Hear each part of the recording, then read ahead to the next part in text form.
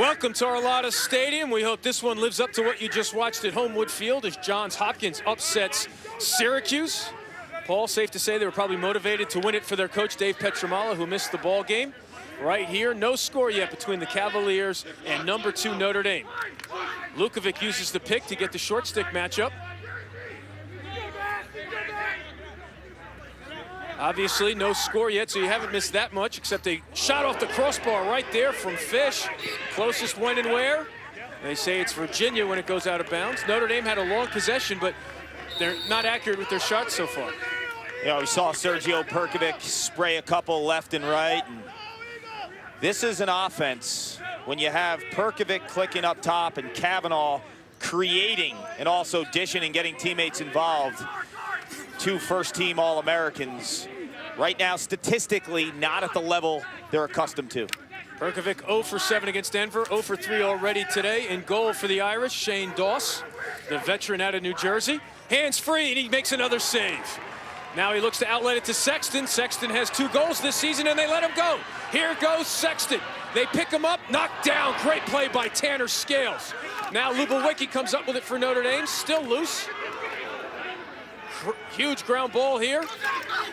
Zed Williams, Kavanaugh shoots and scores!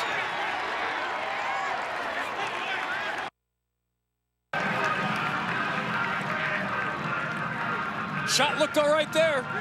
We're accustomed to 50 and white slicing and dicing defenders. But in pregame, we saw him doing a lot of set shots, spraying it, and he looked pretty good when we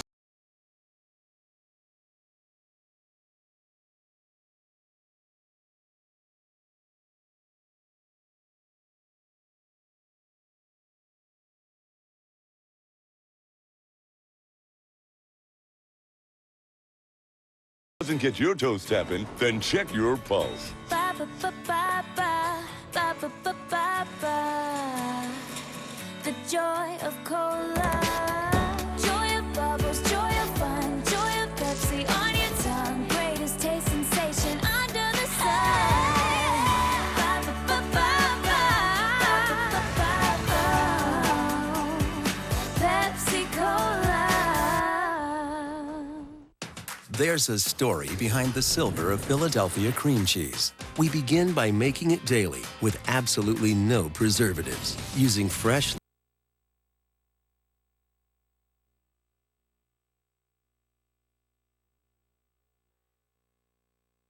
first quarter. Eamon McEnany with Paul Carcaterra. And Paul, all you have to know about how the tide has turned in this rivalry, Notre Dame looking for its 4th straight win over the Cavaliers. Well, Eamon, since 2011, Notre Dame, along with Denver and Duke, they've set the standard in all of college lacrosse. Still looking for that first national title, and this is their year. For Virginia, since Steele Stanwyck left in 2012, they haven't lived up to the hype. And we're approaching now, I think, desperation mode because they don't really have that big early signature win that they've had in years past. You mentioned Steele Stanwyck. His last game in that tremendous career that he had at Virginia was against the Fighting Irish at PPL Park when Notre Dame upset the defending champs in the quarterfinal. And since then, it's really been all Notre Dame with a win in 2014 in Loftus, and then last year a win in Charlottesville. And Virginia comes into this one with a 3-4 record. We are not accustomed to seeing Virginia under 500 this deep into the season. Take a look at Dom Starsia and offensive coordinator Mark Van Ardsdale. I think he has the horses. I mean, you look at this team on paper, you're like, that guy's good, that guy's good. You have Caholen, you have Zed Williams, A.J. Fish, James Pennell, one of the better shooters. Defensively right now, in terms of their communication and the way that they play settled defense, putting a tremendous amount of pressure on goalie Matt Barrett. One horse he does not have today, Ryan Conrad, stayed back in Charlottesville, coach's decision, but one of the highest recruited freshmen in the country, 7 goals already, but missing today's ballgame. Finley can't come up with the faceoff. France brings down the man, but Dom Starsia takes a timeout to save the possession. An early timeout here to save the possession as Matt Jama was in a bit of trouble, and Kevin Corrigan fired up. Thought the ball was on the floor, maybe.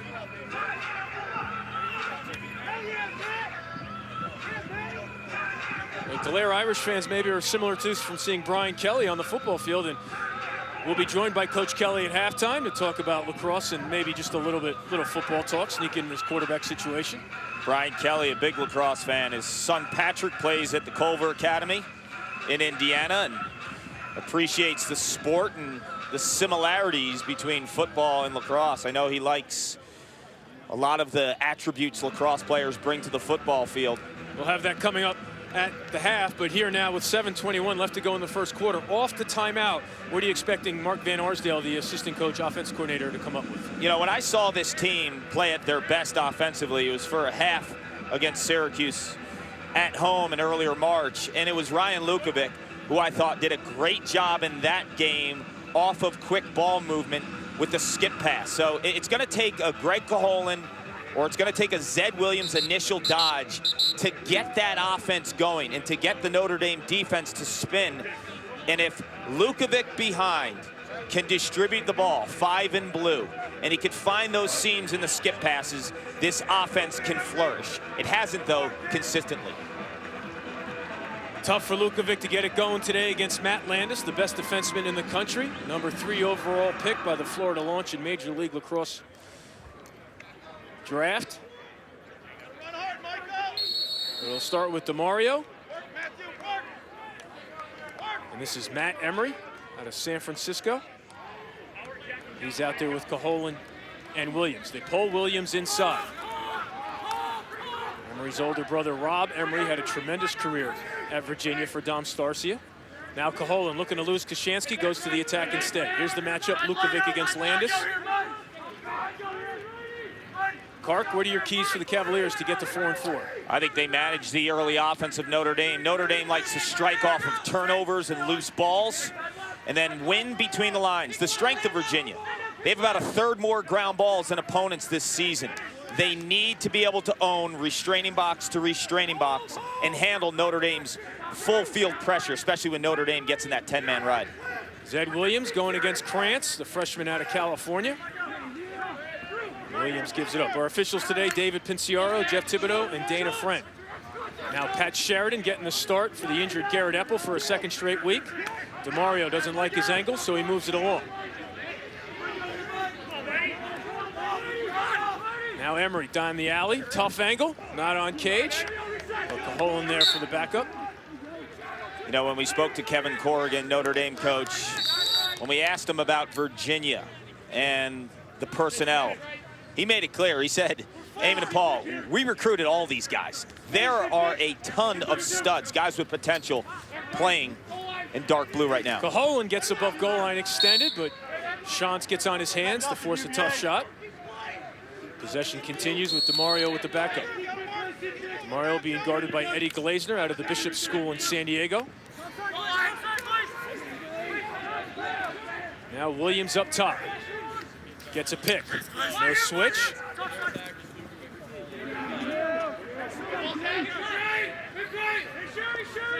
Again, Caholen going to work against the short stick. Caholen played a lot of attack last year when Pinnell went down early with an injury. In fact, Pinnell got hurt at the practice before the Notre Dame game in Charlottesville. One of many injuries suffered by this Virginia program last year. Now they double Lukovic, and Pinnell can't bring in the pass, so he can't take Sheridan to the hoop. Now he will. Sheridan turns him back. Pinnell looking to get inside, draws 2. Now up ahead to Caholen. He'll shoot. Not on cage. How big a loss for this defense is Garrett Epple? I think he's huge. He's one of those guys that really communicates well, and in a Jerry Byrne defense, it's always what you do away from the ball as well. Returning starter, preseason second-team All-American, so you have that whole close defense back from a year ago. Those guys speak the same language. You throw a new guy in there, things change. Williams overpowering right now, drops it off. They got a man right on the crease, but they can't get it to him. So good recovery so far by the Irish. Now DeMario spins on the shorty, shot blocked. Landis picks up the ground ball. Pinnell hunting him down. Dangerous pass to Doss, but the net saves him. Now they have to take the easy route to Sheridan. Talk about this Notre Dame defense, but I think Shane Doss has been fantastic. And he started last season on a real high note. Then he had some back issues, but he's back to form. Someone needs to get open here on the clear. It's Kashansky. Now he's got to get it in the box. Then he gets it to Kavanaugh. Keys for Notre Dame, exploit the Cavs off-ball defense. That's been their Achilles heel. When the ball's on the offensive end for Notre Dame, it's what everyone's doing away from the ball. Cuts and picks can cause havoc for the Cavs. And then Sergio on point. I think 16 and white needs to play like the first-team All-American and loosen up this Virginia defense from a dodging standpoint and an outside shooting standpoint. So Brendan Gleason drops it off to Lubawicki. Lubawicki is senior captain. Now Cole Riccardi out of New Jersey. Down the alley. You're good.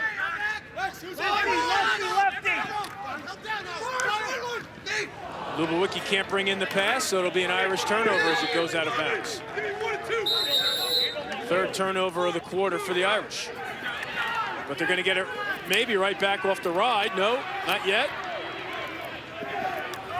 There you go again, 24 and white, Mikey Wynn becoming one of the better riders in all of college lacrosse. We saw him last week against Denver. Created his own goal off the ride and extra opportunity. Against the short stick.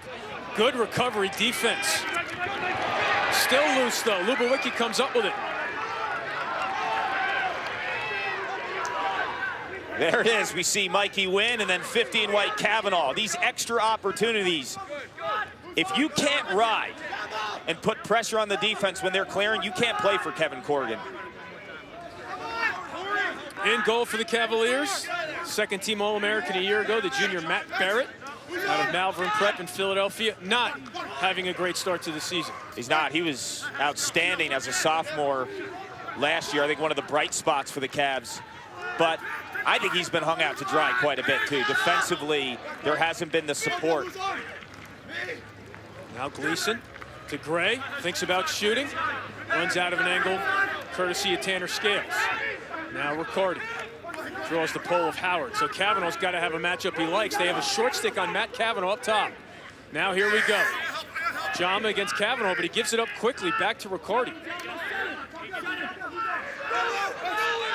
Virginia not in a rush to get a pole on Matt Kavanaugh. He gets it back. Looking for a quick slide here. Looking for it. Jama's looking for someone. Pass gets through. No, Wynn cannot handle it. Still loose, and Gleason's going to come up with it for the Irish. He's being guarded by Jack Falk. So now Scales goes out on Kavanaugh. Jama on Gray. Another long possession. Both teams have had long possessions here in the first quarter. Here's Lubawicki with Hooper on him.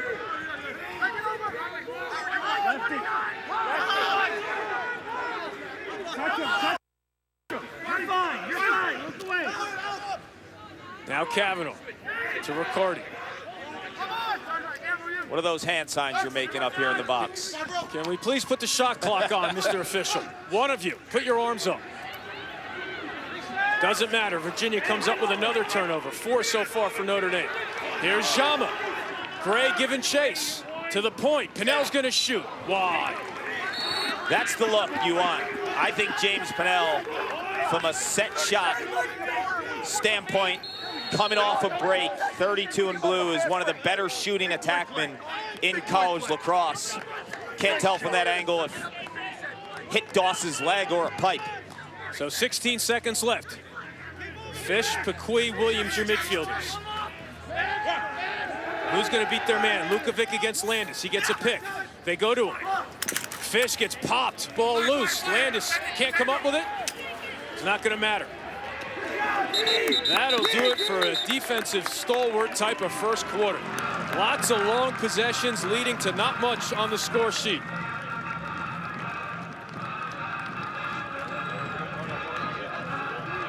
A critical ACC showdown between Dom Stargia's Cavs and Kevin Corrigan's Irish. Kavanaugh off the ground ball gives Notre Dame the 1-0 lead. We're back to South Bend after this.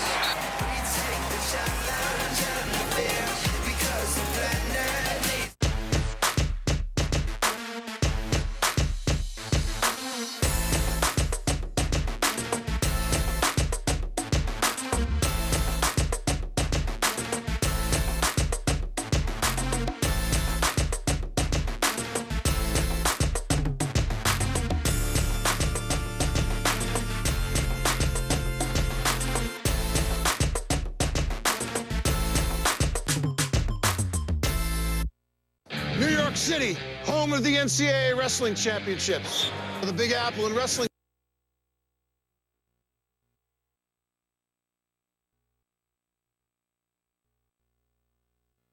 Let's take a look at some college lacrosse headlines. Denver wins today over Ohio State. And how about Brown staying undefeated in the Ivy League, putting up big numbers? Oh, Brown and Villanova just tremendous in regards to what they're doing offensively. Brown with Dylan Malloy and Villanova with Jake Fracaro, two guys that have to be in the Tewaaraton conversation. And how about the Young Bucks? Third-year programs, Boston and Richmond, both in the top 20. And then Dave Petramala missed today's game. Associate head coach Billy Dwan gets the W in overtime. Wilkins' Dismuke goal puts Syracuse on the bus. So the Orange undefeated season comes to an end. We have a whistle on the face-off here. And it goes against Findlay and Notre Dame. That's their first face-off violation of the half. If you get 3.5, it ends up being a penalty. So both teams in that opening quarter with really long possessions, but they didn't test the goalies that much with their accuracy. And you're not seeing a lot of one-on-one dodges, guys that are really contesting defenders and trying to create offense and get that defense to spin. There's Fish being guarded by Shantz. They run right into the pick of Williams, so now they have a pole on Fish. Now DeMario being guarded by Landis. You know, for Virginia, someone has to start the carousel, start the defense to rotate. Is it Zed Williams, 36 in blue? Shantz not giving him any room right now, but he overpowers him. Wrong side of the net. Glazner hands it off to Doss, so they got to look. Now Shantz can't make the catch, so transition opportunity for Pinnell, but he doesn't like the numbers. But he gets it back. Another turnover by Notre Dame. 5 so far. That was a problem last week. DeMario save Doss. Can't come up with the rebound. Landis looking to slow down Lukovic. Save Doss. Doss is on his A game here in South Bend early. Now Kashansky can't get by DeMario. And that was a tremendous save because Lukovic, 5 in blue, going against Landis, National Defender of the Year. When you get a step on a guy off an approach from a ground ball, wasn't like that clean one-on-one dodge. If you're Lukovic, you gotta be able to can that. And it was actually a pretty good shot, but Doss just stole it. Doss with 5 saves already. In the opener against Georgetown, he made 14 saves, including a highlight reel one. And he earned ACC Defensive Player of the Week after that ball game. Now Perkovic being guarded by Howard. He gives it up to Shantz. Shantz will probably come off the field after this pass to get Garnsey on. So now you're going to have Garnsey with a step. Nope, they're ready to cut him off with McNamara. Here's Garnsey, the freshman out of New England. Inside, Collins can't make the catch. Howard all over him, make that Ambrosino. So Sheridan pops it over to Perkovic to avoid another Irish turnover. Now Perkovic, does he get loose? Thought about going full head of steam there. That's the big boy matchup. Pair of 16s, Perkovic in white, Howard in blue. I think Howard's a top 3 defensive midfielder in college lacrosse. You have the Brown duo, Kemp and Tullett, and Reese from Navy. Howard is the real deal, leads this team in ground balls, but his range, he's built to stop guys like Perkovic and Miles Jones because of his size and his speed. There is that matchup. Now they force the switch. They let Perkovic go, and he doesn't let it fly. So he shows some patience, but a great double inside by Hooper. A tremendous double team, perfectly timed, forces another Irish turnover. Now when Sergio Perkovic gets over to the sidelines, is Kevin Corrigan going to say, you got to look for your teammate on that? Know that double's coming? You got to, especially because he didn't have that clean one-on-one look. As we take a peek at the U-view, you stop your feet, you're going to get the trail check. If it's not from the defender guarding you, it's from the defensive help. I like when Perkovic continues to move his feet down the alley, and he's a moving target. Now Caholen being guarded by Matthew Collins. There's another save by Doss. Now does he force it to Brendan Collins? Yes, he does. Collins makes the grab, but Emery is back, and now Paquis. You're not going to outrun this freshman out of Philly. Or maybe you are. Save Barrett. Collins trying to... Scales maybe playing without his stick there. Give it back to Notre Dame. 10:52 to go here in the second quarter, only one goal. Not too many times under Dom Stargy has Virginia have a goose egg up this late in the ballgame. Here's Ben Pridemore as we see some fresh legs from Notre Dame along with Pierre Byrne. Byrne, the son of the defense coordinator Jerry Byrne, being guarded by Pequig.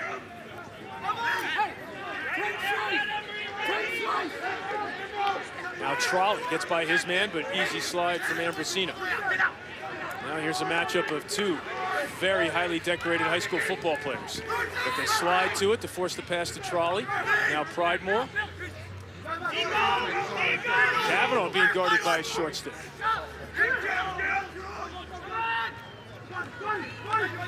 Byrne. Pridemore, shot, goal! He scored against someone other than Duke. Ben Pridemore finds the back of the net. This is a talented kid, Pridemore, when he has time and room with the lefty rip. But what this offensive possession really has is patience. And when you get deep into possessions with Notre Dame, on the offensive end, Virginia defensively, you're going to break a team that struggled communicating-wise. You don't need to score in the first 20 seconds of a possession if you're Notre Dame. Beat Virginia at what they're deficient at right now. Team defense, communicating. Eventually those opportunities pop, and Brendan Pridemore sticks it. His second of the season. Now Finley and Murphy again at the X. Murphy took the opening faceoff last week against Cornell and then missed the rest of the game, but he comes up with the GB here for the Cavaliers. Now he's in trouble. And Dom Stargy again takes a timeout to keep the possession. And Dom Stargy wants a late hit call there as the Notre Dame defender kept playing after the whistle.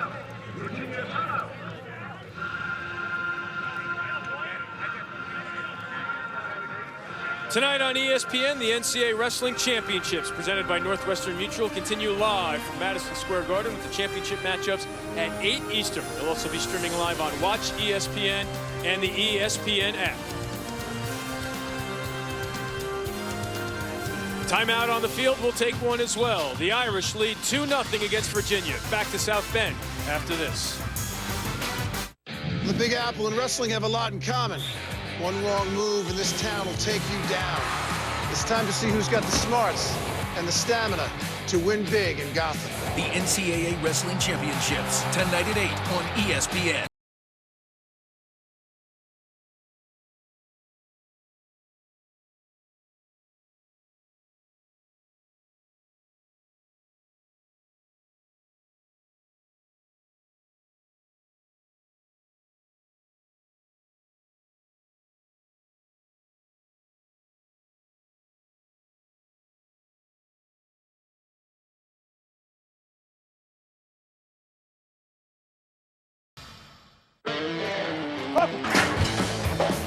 Whether you're pushing paper or pushing cattle, every guy gets ready to face the day. You need the right tools, the right gear, quality matters. I get ready with a wall clipper. This thing's heavy duty, American made. And better blades mean a better haircut. You gotta shine up like a pretty penny sometimes, but that doesn't mean you can't play in the dirt. See more real guy videos at wallhaircuts.com. Old Spice College Lacrosse is brought to you by the new hardest working collection from Old Spice. Legendary protection for legendary men.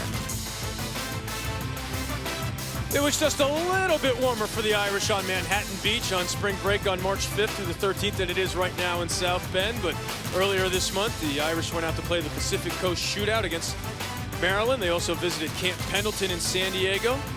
That was on Monday. Then Tuesday they had an alumni networking dinner in Chicago, and they made it back to the Midwest. And Paul, I know you know Coach Corrigan very well. It seems to be a commitment and a mission of his and his coaches to combine lacrosse with outside stuff to get a more complete environment and experience here at Notre Dame for his players. Culture and character are the pillars of this program, and Coach Kevin Corrigan does an incredible job, not only on the field with the Irish, but all the opportunities that these kids get away from the field too. And they do an amazing job in community service and the internships that these kids get in the off season, and just the development of all their players. It's just been a fantastic thing to see. Last season, the program was recognized by the ACC for their community service. They won a conference-wide award for that. Coach Corrigan receiving that honor at the ACC tournament in basketball last year. Now Caholen draws a quick slide, but Pinnell can't bring the pass in. Landis is going to hunt him down, but Pinnell with some strength to hold on to the ground ball. Landis just attacks with anger. Well, we saw that last week when they put him on the wings in the fourth quarter. That was like letting the Mad Max loose in the Warrior moves. His approach, that guy is serious about being serious. There he is, quick to slide on Fish. Now he gets back inside on DeMario. Crossfield pass, gets through. Fish doesn't pull the trigger, gets by. Landis, Doss got a piece. And here we go again with Virginia getting the best from a goalie. Fish What a play shot there by right away. Virginia. Coach Corrigan looking for an over and back call. Coach Corrigan looking for an over and back call. A relatively new rule in college lacrosse that once the ball in the box, it can't cross midfield. Coach Corrigan, you can hear him saying you can't reach over with your foot. Find out the rule. That's not true. His foot's part of his body. Our microphones are in great shape today here in South Bend. They are. Caholen, Just lay out. hands-free. You know, Clark, I mentioned it quickly, but Virginia, every week, week in, week out, it seems they get the opposing goalie's best effort. You look at their statistics and you say, what's going on? They own ground balls. They're facing off really well. Shooting, not spectacular, but they're running into hot goalies. And their goalie, Matt Barrett, statistically not having his best season. So this is a team that's really close. You look at the talent, they have it. But when games are on the line, in critical moments, in the third and fourth quarters, when I've watched them on tape, they don't perform at the level that they do the rest of the game. Caholen looking to get his hands free, and he finally beats Doss. And look at the Cavalier bench erupt. They needed that one. And he needed that one, Eamon. You look at Greg Caholen, I thought he was the bright spot offensively in 2015 for the Cavs.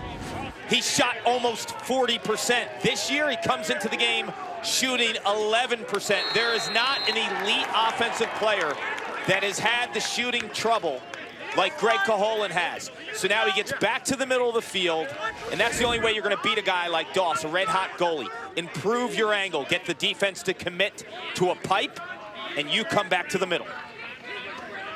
So Caholen scores on his 5th shot today, and that ends the drought and puts Virginia on the scoreboard. The Cavs had gone 22 minutes and 20 seconds without a goal. Again, Finley and Murphy.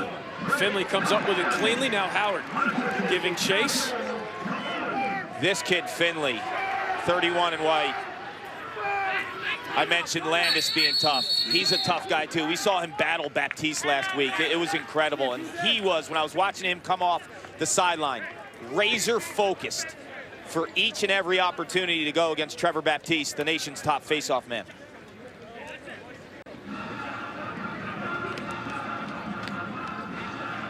Finley, not only did he battle Baptiste, he also scored 2 goals for the Irish. And as you see Coach Corrigan and his staff wearing green jerseys and green warm-up jackets, that's to support the Green Dot organization that creates awareness for relationship violence. And the players wearing the stickers FOV for Friends of Victoria Ann McManus. Victoria, the late sister of Catherine McManus, a senior defender on the women's team. Victoria was killed by her ex-boyfriend, so they're wearing those initials in support of the family and to create awareness of relationship violence awareness and the Green Dot organization. So both the men's and women's teams today in South Bend wearing those patches on their jackets and helmets.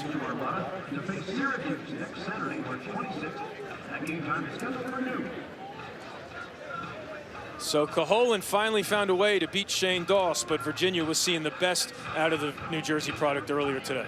You're going to have to get an extremely good look to beat 41 in white today. Greg Caholen tries early in the first quarter, and Virginia has just been stymied by the junior Doss. And what I like about him, he wastes no energy in the cage. He's playing his angles beautifully. doesn't bite on shots or fakes. And with this defense that's predicated on poor angles, Doss has been masterful. In and out as a starter, 20-7 career here. Coach Corrigan saying last year at the end of the year he was not 100%. He's healthy this year. You look at him right now, his body language too. Wake up, 41. That's what you actually want in a goalie. A guy that's even-keeled and doesn't get too high, doesn't get too low. What would you know about goalies? You grow up with one or something? Yeah, I like shared a bedroom with one, Brian, and is he even keeled? No, he was not even even off the walls, that guy. And I guarantee he's jumping right now for joy when Hopkins Blue Jays beat the Syracuse Orange in overtime on a Wilkins Dismute goal. And I tell you, what a crazy season already we've had, a little over a month. You have no idea. I mean, Denver's obviously undefeated and has some quality wins, but outside of that, you have no idea. Las Vegas lines, good luck with you every week. I love seeing them, but I have no idea how you're coming up with them. I saw you driving a jalopy last week. You must be playing the numbers and losing. They didn't respect my executive elite status at National in South Bend last week. All right, the Irish out of a timeout with 7:21 left. This is Collins forcing the slide from Ambrosino inside. Now Brosco draws two. Eddie Lubawicki being guarded by Scales.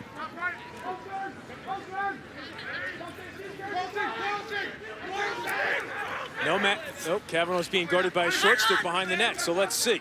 Did the Irish force the issue here? That pass gets through to Perkovic. Wheels back to his right, jump shot, save, Barrett. Big time stop. Now they hunt him down. Hooper in trouble. That was a second-team All-American legit stop. Big time, and Sergio Perkovic, we saw him last week against Denver also. McNamara's got nowhere to run. Wynn comes up with it. Kavanaugh's got Collins. Tremendous hustle by Howard before Kavanaugh could get the shot off. Now Notre Dame had possession, so Virginia gets a new 30 seconds to advance.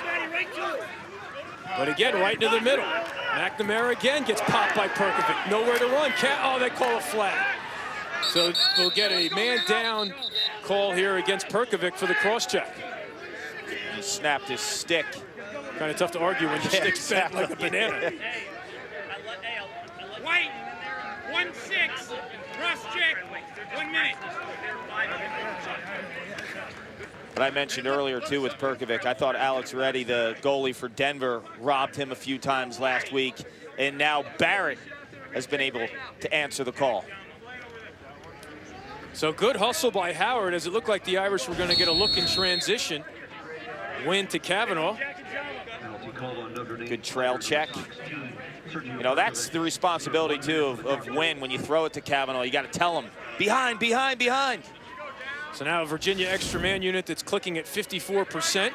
Pinnell, the outside shooter, has 4 extra man goals already. They can be patient here with the minute. Caholen, though, time, room, save, Doss. Forces it up ahead to Glazner. Glazner's got Sexton. 2 poles here, Notre Dame on side. Now you want to run the clock out. Shantz going to run away from the double team and try to run out the penalty. This is how dialed in Shane Doss is. Caholen scores the 1 Virginia goal on an overhand bounce shot. Comes back with a similar release and shoots the ball high, and Doss is all over it. So 5 seconds left in the penalty on Perkovic. So the penalty's released, 6-on-6 lacrosse, and it's Pridemore with it now, who has a goal for the Irish. Being guarded by Jama. Matt Jama, Deerfield Academy in New England.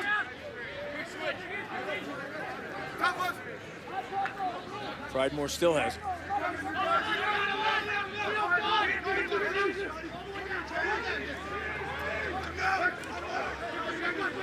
Working a 2-man game with Lubawicki. Now Trolley draws the pole.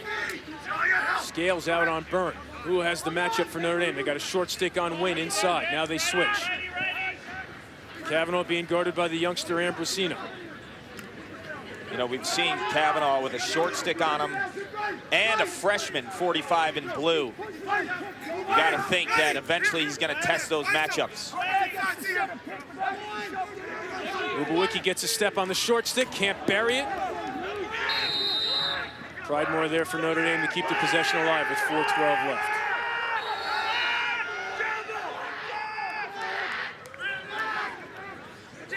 Here's Trolley out of Canada. Now Lubawicki has the defense hung up. Pick a side. There's Virginia sitting in his zone. Someone's a 24 fan. Virginia changing things up defensively here. Looks like some kind of matchup zone. I was always confused when they told us to get into a zone. Byrne looking to be the zone buster, but that shot's blocked. Pridemore comes up with it for the Irish and runs to daylight. Cavanaugh wants it.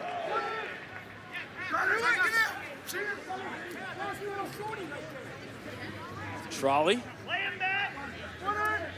You know, with this zone and the extended possession, I wouldn't be surprised if you rotate some of these midfielders through the box and bring Perkovic on. There's only 3 minutes in this half left. Bring the 100-mile-an-hour shooter, 16 in white, through the box. Cavanaugh loses his footing.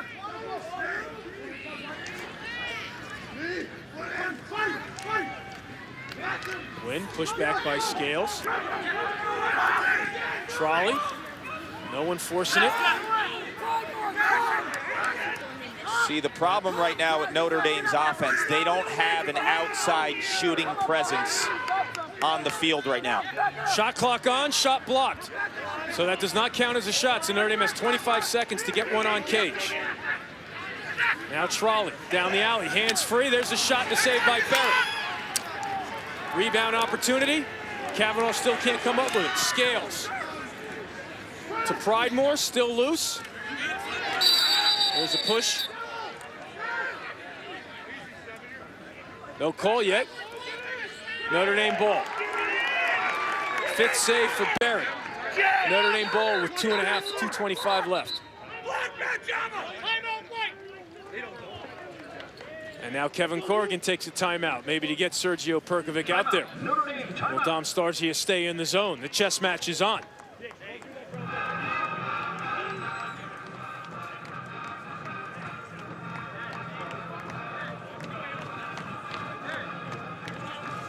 The NCAA Women's Championship, presented by Capital One, continues tonight at 8:30 Eastern on ESPN2 with more first-round games. Check local listing for the game in your area, and all games are streaming live on Watch ESPN and the ESPN app.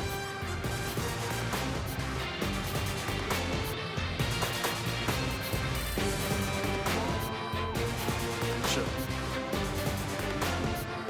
As we mentioned, Notre Dame's won 3 in a row, including a win last year in Charlottesville. Well, the Irish came out flying all over the field down in Charlottesville. Klockner, a huge lead. Matt Cavanaugh was dialed in. Mikey Wynn, I thought, was fantastic playing off ball in that matchup. But the Cavs and Dom Starsia would not go away. They had a late second half surge. Greg Caholen was the main man for the boys in white. It was the Mikey Wynn show. He delivered his freshman campaign. Thought that was his first huge breakout game against top echelon talent. 5 goals in a game, you're giving credit for a good game. That's nice of you, Paul. You're not that tough a grader. Georgetown Hoya fans will want to know about them not being elite because he scored 6 against them in the first game he ever played. ACC top echelon in conference battle on the road. Just, I want to get you some Twitter not traction. Loftus, I just want you to where you practiced all off season. I tell you, man, you'd love to have Loftus back in your day. We had no idea how spoiled we were. We used to complain about the walk from the locker room to Loftus. So now Dom Starsia, does he stick in the zone here? Does he change things up against Coach Corrigan out of the timeout? No timeouts for anybody. Coach Corrigan, of course, a graduate of Virginia, played at Virginia, was an assistant under Ace Adams on a team that went to the Final Four in 1987 before loading up the bus and heading west to South Bend. To coach you. Yeah, little and did he know when he was about to inherit. The early ages of Kevin Corrigan and Notre Dame lacrosse. Deal with the knuckleheads at 716 Notre Dame Avenue in the hot tub, pre-game football games. Statue of limitations on those stories, Clark. That's the last time I talked to you on an airplane ride. All right, out of the timeout, Perkovic can't let it fly. Howard with the clean takeaway. And now here comes Virginia with numbers. Howard's got a wingman to his right. Perkovic giving chase. And he goes to Pinnell. He's still got a trailer, but good recovery by Krantz. I'm watching this game right now, and it's very half-field oriented. There's not been a play where someone has really tried to impose their will from defense to offense in that full field, fast-breaking mode, because both of these teams have the ability to play fast, and we're looking at a 2-1 game almost at half. Both teams out of timeouts. And even though Notre Dame likes to play fast now with the talent it has, their scores this year have been this way. They have not, neither their opponents nor them have lit up the scoreboard outside of that second quarter for Denver last week. Life without Jack Neer and Nick Ocello. I mean, those were two guys, they weren't those headline first-team All-American type guys, but they kind of were the DNA of this team and built that foundation. And Pinnell ties it up as Sheridan couldn't tie him up.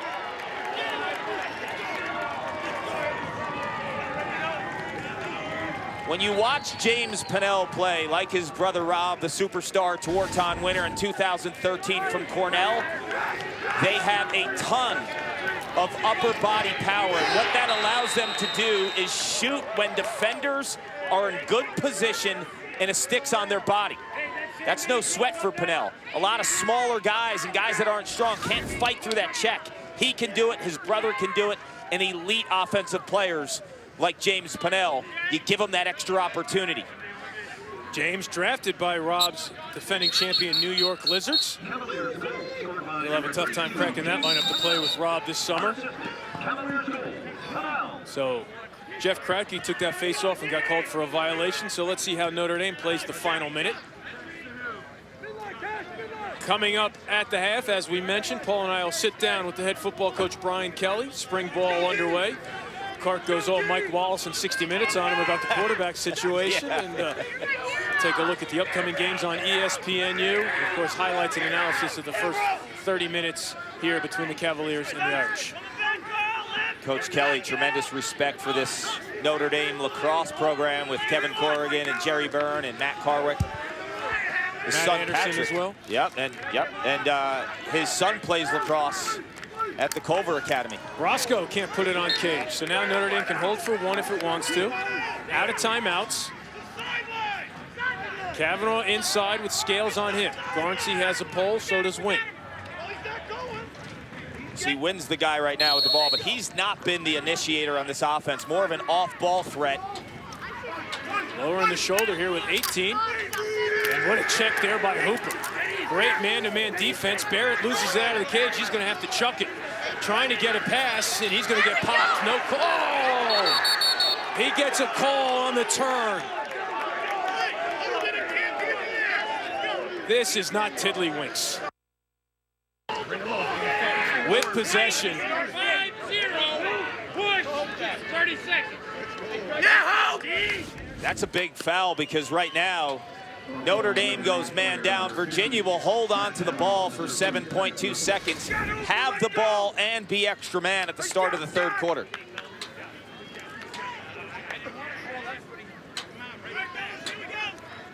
But you have to kind of think about that. He's turning, and I don't know, at that moment in time. Doesn't turning bail out the defender on that? It's not a push from possession because he's turning. But the referee disagrees, so he threw the flag. So Virginia heads to the locker room tied and ready to draw up an extra man play to start the third quarter. A slow start offensively thanks to strong goalie play. That's the end of the first half. We'll be back with our halftime report and sit down with Brian Kelly right after these messages. Going for the glory. All right, everybody, if this doesn't get your toes tapping, then check your pulse. Ba, ba, ba, ba, ba, ba, ba, ba, ba.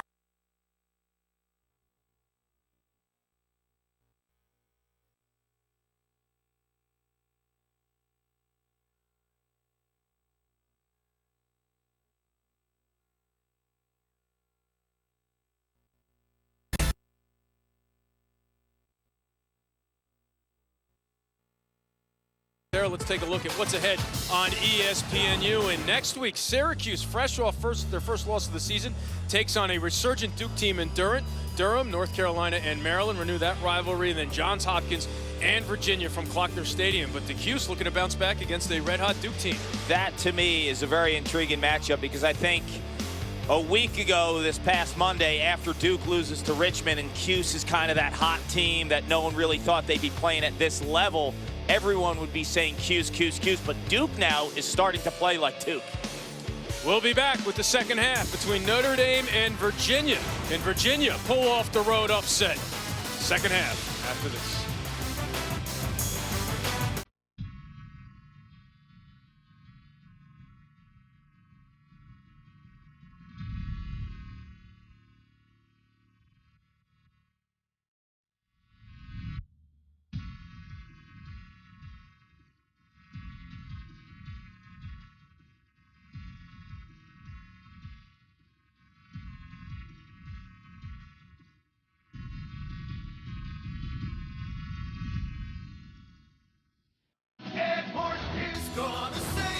Come celebrate and save during our 70th anniversary celebration at Ed Morse Mazda Lakeland. Rush over today and get incredible anniversary savings all month long. Save on a new 2016 Mazda 3 sedan, now $149 a month, or buy for $18,418. Or a new 2016 Mazda 6, only $169 a month, or buy for $21,677. Celebrate 70 years of outstanding service and savings at Ed Morse Mazda Lakeland. Come see what's new at Car Credit, like this loaded 2011 F-150 4x4, or this heavy-duty 2013 Toyota Tundra. Call Car Credit with the number on your screen or visit carcredittampa.com. Come see what's new at Car Credit, like this loaded 2011 F-150 4x4, or this heavy-duty 2013 Toyota Tundra. Call Car Credit with the number on your screen or visit carcredittampa.com. Welcome back to Old Spice College Lacrosse on ESPN. After one half of play, it's Virginia 2, Notre Dame 2. Eamon McEnany along with Paul Carcaterra. And the goalies robbed us of some good highlights, but there were 4 goals in the first half. I thought both goalies have been fantastic in the first half. Little loose change here for Matt Cavanaugh, having trouble getting separation from a dodging standpoint. Shows you his range with a lefty laser. Another lefty rip. Brent Pymore off of Pierre Burns' feed. And then this is what Virginia needs to get number 1 in blue going. Greg Caholen, last year their top offensive threat, has struggled shooting the ball. A good sign when number 1 can get on the board. And then James Pennell just goes sheer brute force to stick it past Shane Doss, who I thought has been unreal in the first half. And Barrett made some big-time saves on Sergio Perkovic as well. Turnovers continue to be an issue for the Irish. 9 in the first half. Now again, remember, Virginia starts with still in the extra man. Caholen. That gets through. Lukovic scores, so Virginia takes the lead. That's why they call it execution. That looked easy. And that's why you saw a very irritated Kevin Corrigan when Matt Cavanaugh got the push with possession late in that second quarter, because now no face-off. The ball goes into the Virginia offensive end with a man advantage. And if you look at their top 6, they're so concerned right here with French in the middle, 43 in blue, that it allows Lukovic to get the skip pass from Caholen. So much attention on the crease defensively for Notre Dame leaves that backside open. Lukovic's 3rd extra man goal of the year, product out of the Chaminade School on Long Island. So Virginia, 3-4 on the season, a loss to High Point, has the lead on the number 2 team in the country on the road. And Williams comes up with it for the Cavs. He gets a step on Sexton. He's going in, and he scores! The Cavaliers are flying early in the 3rd. Zed Williams has a ton of indoor box lacrosse experience, and if you look at the placement of this shot, you have to appreciate an offensive player who's well aware of where the goaltender is, his habits, and his dominant hand. See right there, he gets to the middle of the field on Sexton, who's an outstanding defensive midi, but the placement of this shot on a right-handed Doss, sneaky fixing that inside pipe. The margin for error is so slim. That's a beautiful shot. And you see that bench. That was Kevin Corrigan's worst fear about this matchup. We talked to him this week, and we asked him, how do you make sure your players respect Virginia and don't underestimate the Cavaliers? And he said, look, they're going to come in here full of fury looking for a win. They're not used to 3 and 4, and he knows that he was going to get Virginia's best game. And again, it's Williams. Williams is a ground ball machine on the wings. And if you look at their personnel, Eamon, what coach doesn't want Zed Williams? What coach doesn't want a Howard, a Scales, a Pennell? I mean, these guys have the talent. Didn't catch that whistle. Mentioned Williams on the GBs. He had 25 coming into this year, 10 in one game against Loyola. My biggest question for Virginia, chemistry on both ends of the field, and finding a flow of selfless lacrosse, and then confidence. When you have that record, do you think you can come here to South Bend and get a victory on the road? Well, right now they're playing with a ton of confidence. They have a 2-goal lead on the road. This is Glazner on Caholen. Again, on the other end, Clark, you were concerned about their off-ball team defense. Notre Dame kind of helping them out with all those turnovers. Obviously, some forced by the Virginia defense. Now Fish.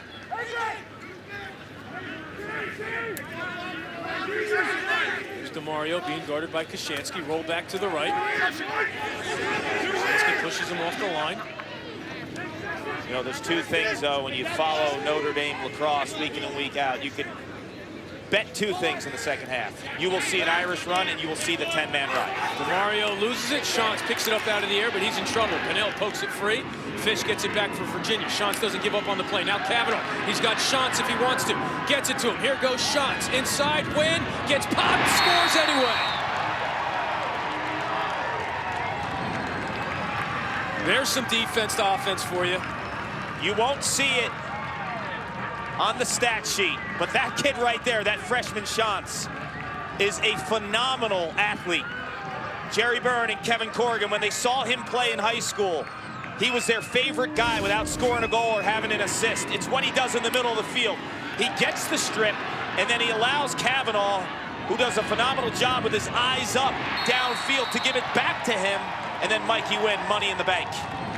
Win with the goal. Shantz, though, Clark, does get the assist.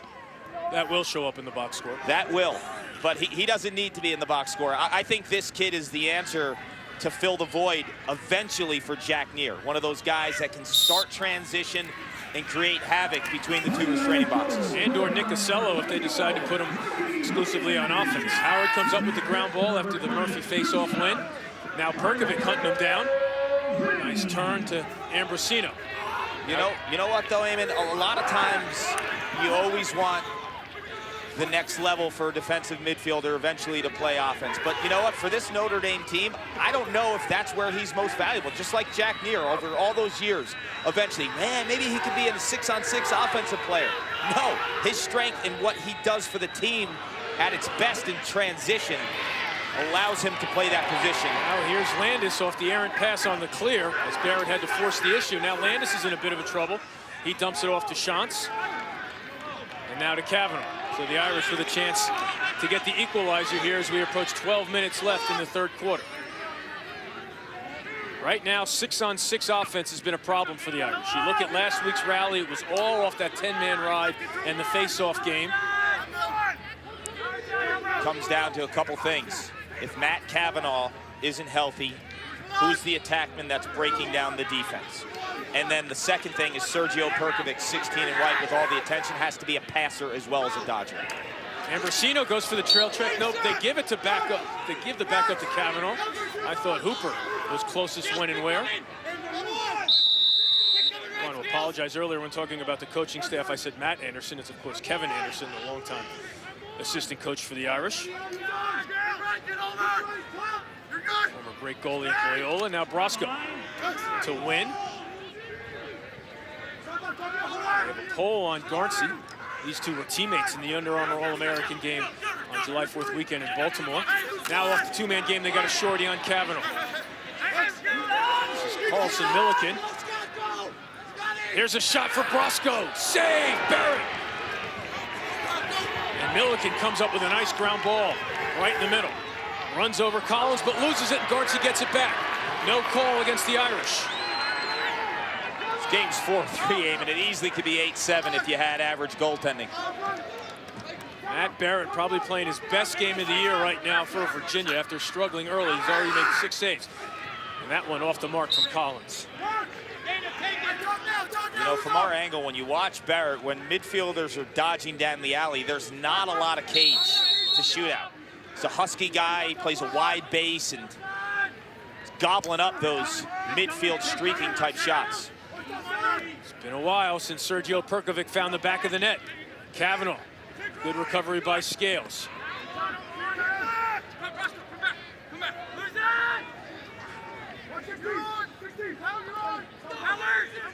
Roscoe being guarded by McNamara.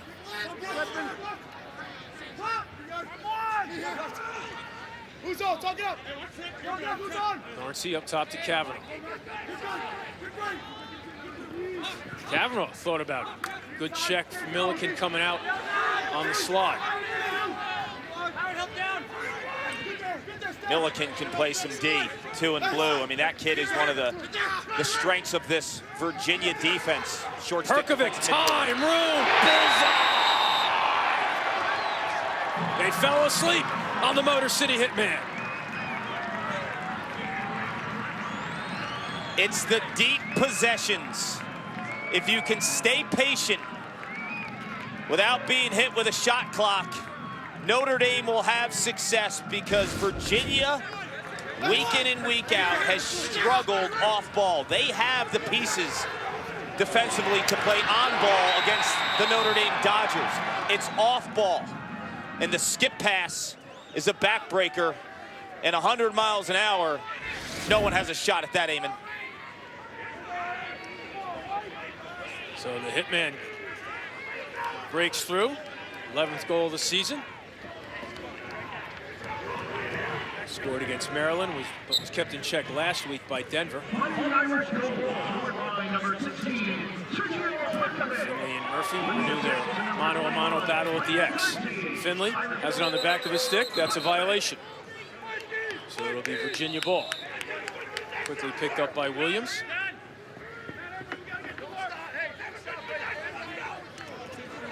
You know, for years we've been covering lacrosse, and you think of Homewood Field, the Carrier Dome, Klockner, but this Arlotta Stadium now, week in and week out, they are bringing it from a fan standpoint and really embracing the growth of the game in the Midwest area.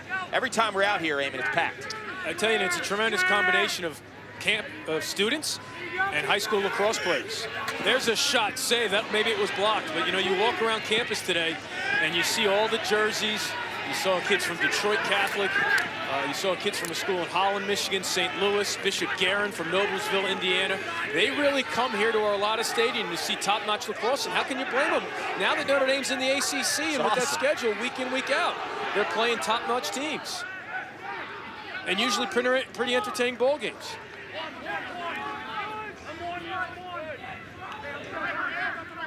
So now Notre Dame looking to regain the lead. Under 8.5 to play in the third. This is Kyle Trolley. He'll be joined by Pierre Byrne, a pair of Culver Military Academy products. I think the plan here for Notre Dame is to chip away and go deep into possessions and break the back of the Virginia defense from a communication standpoint. Make these guys play away from the ball. Here's Trolley. Saw the slide coming, so he retreats. Moves it along to Byrne.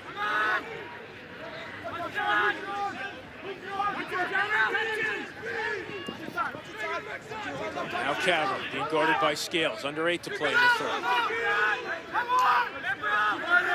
Jack Falk on the ball for Virginia. Pridemore moves it along to Kavanaugh. Here comes Trolley. He's pushed back by Jama. Byrne gets to the middle of the field. Ambrosino ties him up.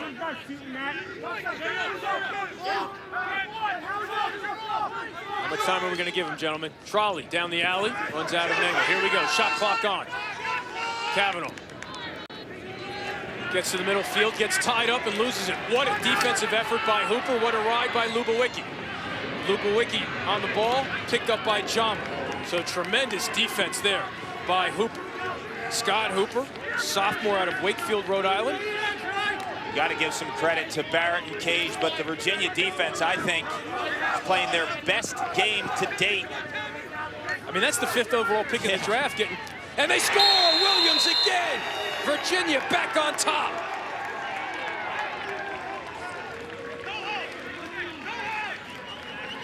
Dom Starsia is so high on Zed Williams' game. Came to Charlottesville as the highest scorer in high school lacrosse history. And we see his versatility playing on the wings on faceoffs, but his calling card and where he can add value the most for this Cavalier offense is in the scoring department. Zed Williams has the guests up by 1 in South Bend. I'm hoping that I make it. I'm open, but I'm faking. I'm close inside this.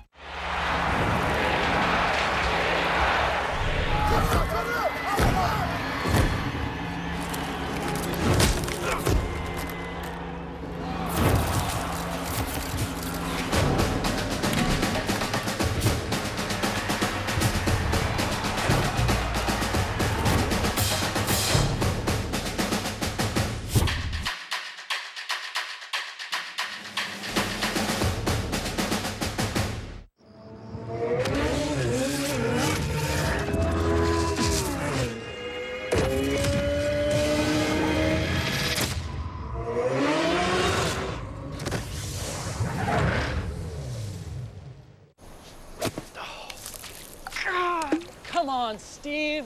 It's not that hard of a game. It's so embarrassing. Go easy on Steve, Steve. That was the club's fault. Trade in yours for some that'll make you want to practice more. At Golfsmith. Old Spice College Lacrosse is brought to you by the new hardest working collection from Old Spice. Legendary protection for legendary men. Oh, Clark the bookstore, where Daddy's budget went to die 2 weekends in a row. Where's man? my shirt? You got an ESPN U shirt. Welcome back to Arlada Stadium. Virginia back on top 5-4. The surprising score here. Let's take a look at some other scores from the action earlier today. Pretty much everything all wrapped up. We talked about Syracuse's loss. They lose in overtime to Johns Hopkins, who was going without Dave Petramalo. Yale might move up in the rankings now. How about the Bulldogs or Brown being the 3rd best team in the country? Yale has won 3 of the last 4 Ivy League championships. However, Andy Shea has never beaten Cornell in the regular season. That's a huge win for the boys from New Haven, and then Brown continues to roll. I mean, that game, Yale-Brown later in the season, is going to be a huge one. And then Albany 16-10, Connor Fields, no Lyle Thompson, no problem. 4 goals, 2 assists for the sophomore. If Virginia pulls this one out, you could have 2 Ivy League teams in the top 3 on Monday, with Syracuse and Notre Dame falling. Yale with the win over Maryland already on its resume. Murphy comes up with it for the Cavaliers. Virginia, 4 shots, 3 goals this quarter, so they have figured out Doss here in the second half. Williams right back out there with Emery, and now they're going to run Pinnell through the box. So this is an all Long Island matchup. Kings Park against Smithtown. Pinnell runs out of an angle. Now Krantz, the freshman, goes out on Williams. So this should be an advantage matchup for the Cavaliers. Sean's coming on the double. Now Pinnell on the redodge. Sets a pick for Lukovic on Landis. Landis trying to tie up Lukovic. They go back to the pick. Landis fights through it. Lukovic throws the pass to DeMario, who recovers. Now he'll go to work on Glazer.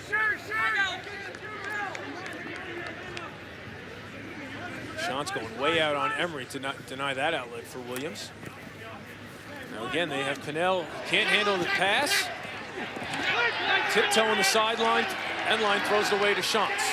That can't happen if you're Virginia. That's just an easy transfer. If I'm James Pinnell, I'm living. Shantz, the one-man clear on Caholen, gets it into the box. So now Notre Dame look to tie it up once again. Shantz looking to make a Jack Neer imitation, but he gets tied up by 3 Cavaliers. And look out, Ambrosino with Wynn chasing him down. And now he'll have to retreat, drop it off to Emery. So Virginia will complete the clear. Do you like that move by Shantz going to the hoop? Yeah, it's just I don't think he really had the clean shot that he wanted, but I think philosophically speaking, I mean, that opening is there, and you want your defensive midfielders to think offensively throughout the course of a game, and especially with a guy like 20 and White who has that skill. Caholen draws the quick slide from Sergio Perkovic out there on defense. So let's see if Virginia tries to find 16 on defense and see if he can D up his man. Pinnell going to work on Sheridan, loses it. Still loose, Landis. Good hustle by Pinnell to keep it alive. Still loose, and it's Notre Dame ball. When you watch Landis play defense, and when he doubles and he does everything, his approach is impeccable. I mean, he's never lunging at an offensive player. If you're a defenseman and you want to look at textbook approaches, whether you're on ball, you're sliding, just watch 43 and White. He does it all. Well, that's what Kevin Corrigan was telling us last week before the Denver game. He's never had a player hold his athletic posture for as long as Landis can, and he's always ready to pounce, whether it's on the slide or a ground ball, or of course his man. Now Perkovic. He's constantly in that wall sit position. I mean, 5 seconds, I'm tapping out. Cavanaugh. They lose him on the switch. Scales looking to recover and brings him down. No call. Now Scales being chased by Cavanaugh on this ground ball. Still loose. Cavanaugh comes up with it. Gets it to Brosco. So Cavanaugh not filling up the stat sheet scoring, but giving it all-out effort in the little things. You'll never question 50 and White's effort, Eamon. I mean, this kid cares so much about his team. Does all those little things, loose balls, riding. Collins down the alley, save, Barrett. And he gets it back from Scales. So any questions about Matt Barrett in the cage being answered right now. And Dom Stargy had told us he's playing great in practice. He was hoping for it to transfer into a game, and it has so far today in South Bend. Well, I think his defense also has stepped up a little bit. I mean, they've struggled mightily off ball throughout the course of the season. Scales coughs it up on the ride, but Cavanaugh overrides the ground ball. Now they still got to get it in the box. Notre Dame never had possession. McNamara in a traffic jam getting double teamed and taken away by Collins. And Collins gets it for Notre Dame. Collins to Collins now in transition. So clearing becoming an issue right now for Virginia. Perkovic will come through the box. Nope, they're sending out a different midfield group, so they change it up. They send out Timmy Phillips for the first time here this evening. And they go with Cole Riccardi as well, so Coach Corrigan, hoping fresh legs, can provide some juice for the Irish with 2:09 to play in the third. In a game like this where the midfielders haven't had to go end-to-end, I think Perkovic's fresh. I think you can run him offensively a lot more in a game of this type of tempo than say one of these games is 13-12 or these shootouts end-to-end. I think he's well rested. You look at his body language, he's ready to go. Now Lubawicki being guarded by the short stick, gives it up to Wynn. Riccardi over to Phillips, being guarded by Milliken. Quick slide coming from Ambrosino. Again, Lubawicki being guarded by the short stick, so he takes a run out. Feed inside, shot, Cavanaugh to goal! Once again, they fell asleep off ball in the middle of the field on an All-American. 50 and White clearly isn't himself in terms of what we saw crashing the crease and dominating one-on-one matchups, but his lacrosse IQ is so much better now as a senior than earlier in his career, so he finds spots to help this offense. And Lubawicki, generally a big-time lefty, Virginia scouts him, forces him to go to his right, and gives him a nice clear look at 50 with the step shot. And Matt Cavanaugh, we've seen it now twice, with time and room, regardless of his health, can stick it. Now he comes out after his second goal of the game. They put Gleason in at attack to go along with Lubawicki and Wynn with 1:26 left to play in the third. Finley starting to get dominated by Murphy in the face-off game, and Howard has a beat on it, comes up with it again for Virginia, but an errant pass, Barrett, they're able to clean it up. But again, it allows Notre Dame to set up the ride. So a dangerous pass into the middle of the field. Ambrosino can't come up with it. Gleason overruns it. Williams does not. The ground ball machine does it again. And now Sexton looking to cut off his angle, but he won't. Now does Williams take it right to the hoop. Williams has a step. Williams keeps going. What a save by Doss. He laid out. This is a dangerous pass. Sexton can't come up with it. Gleason against Hooper. Hooper can't come up with it. Last touch by Virginia. Notre Dame's going to get it back. 42 seconds left. You're going to see a play pop in this game because both of these teams are too good in between the restraining boxes. And we're seeing strength on strength, as said Williams. What a save by Shane Doss. Under 30 to play. Phillips lowers the shoulder into Jama, throws it away. Not what the Irish were looking for there, obviously. So they had a chance to hold for one. Now Virginia does. Does Notre Dame 10-man him? Nope. Doss staying in the cage with 23.8 left. Now Williams will do the one-man clear. They're not going to catch up to him. This guy's got to be gassed, right? We just saw him go end to end. Now Krantz will pick him up. Under 15 for Virginia. Caholen through the box. This is Fish on Collins. 4. Caholen's going to get a look. Save Doss from too far out. 12 saves for Shane Doss. The 12 keeps it 5-5. The tempo picking up here in South Bend. The final.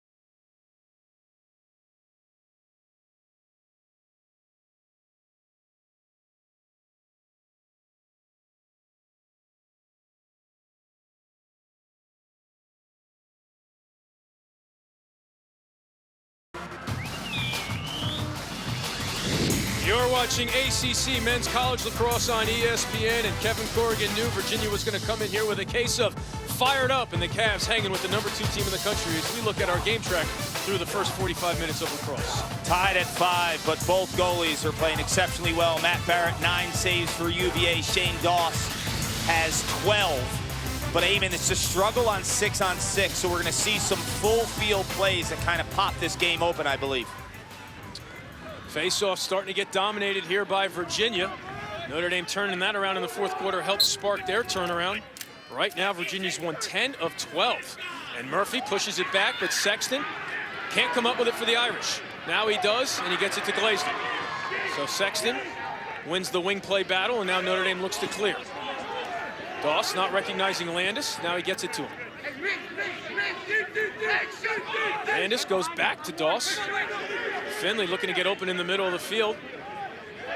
And he has it here. Now he's going to need an escape valve. He's got Brosco on the left. Notre Dame still has to get it in the box. Looks like Milliken's going to let Brosco touch it up. And now the Irish can think about regaining the lead. Still no Sergio Perkovic as they send Carl Wohlrath, a Virginia transfer, out there. Don't see Perkovic out there at attack. My bad, I apologize. Perkovic started the possession at attack and has it right now. Yeah, we see a lot of that now with him. He can play the point.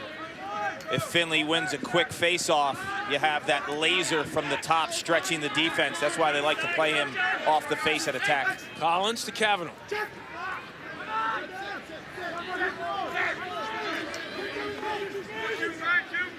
Cavanaugh's 2 goals have been scored in the middle of the field. One off a ground ball, one off a good feed. Does he force his one-on-one matchup here with Scales?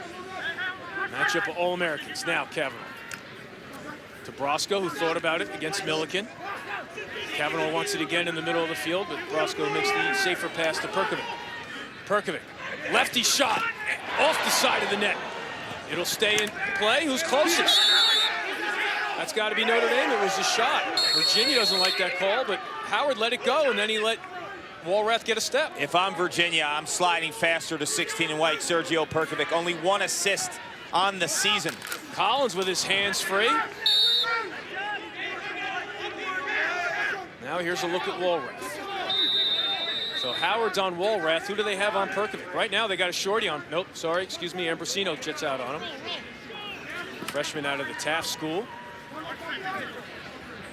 Maybe they didn't know Perkovic could bring it with his left. Milligan turns back Brosco. Tough pass, recovered by Walrath. Now Howard all over. Howard's a stud. He really is. So rangy and built to stop these big midfielders. Talk about who's going to be that next guy to replace Casello or Connor Doyle. Coming around, nice catch. Walrath gets denied by his former teammate. Al Cavanaugh all over Hooper on the ride, but he's able to get it to Barrett. What a save by Barrett on Carl Walrath. Once again, the wide They base. lose it on the clear. Cavanaugh picks it up for the Irish. Again, another failed clear here in the second half by the Cavaliers. Look at this last save, left side of the screen. Comes around, it's the wide base of Matt Barrett. The only place to put that shot is actually near pipe because he kind of guesses with the momentum of the guy behind who's gonna shoot to that far pipe. Trolley back to Perkovic. Hooper out on the hitman. Now Trolley sets a pick. Lefty shot, that's blocked. Right to Trolley. Collins wants it, gets it. Now Collins rolls back to his right. And that shot nowhere close, but Wynn and Walrath there for the backup. If I'm Sergio Perkovic, I continue to go to the cage because the slide is late from Virginia. They're not forcing him to be a passer. Dom Starzier recognizes tired legs on his defense, so he takes a timeout. We'll take one as well. All tied at 5 in the fourth between Notre Dame and Virginia.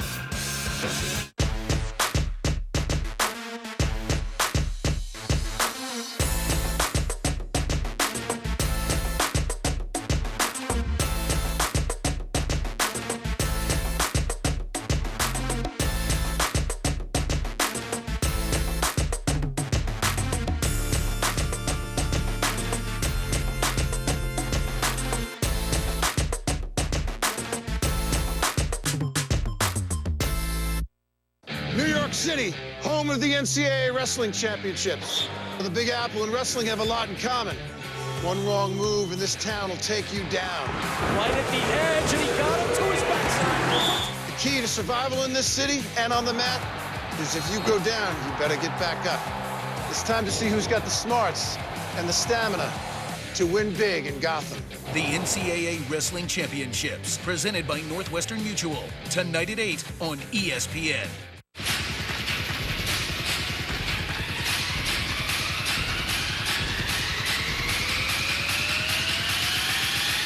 NBA Saturday primetime. Warriors, Spurs. Tonight at 8:30 on ABC.